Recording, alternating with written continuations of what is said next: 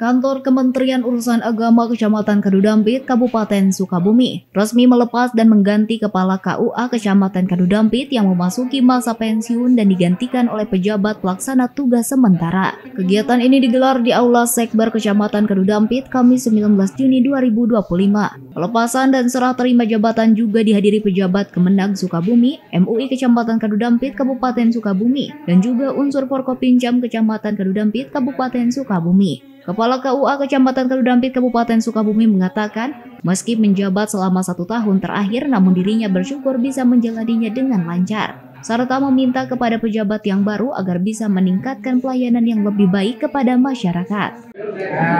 Alhamdulillah, saya menjabat terakhir di Kabupaten kurang lebih 1 tahun.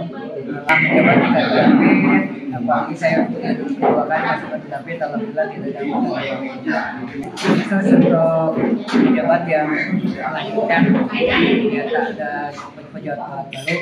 Mudah-mudahan bisa lebih meningkatkan kualitas pelayanan dari Sementara itu, Ketua Majelis Ulama Indonesia Kecamatan Kadudampit Kabupaten Sukabumi mengatakan, pejabat yang baru agar senantiasa menjalin sinergitas tinggi ramah lingkungan, serta bisa menjadi pelopor dan prakarsa masyarakat dan berbagai lembaga.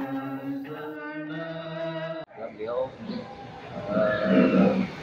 melaksanakan tugas yang DPR, juga beliau selalu mampu mengajak masyarakat untuk mendirikan bangunan seperti bangunan yang kita tempati sekarang ini, yang dinamakan Sekber, yaitu Sekretariat Bersama, MUI, DMI, UPJF, IPI, FKPI, dan FKDP. Itu pelopornya atau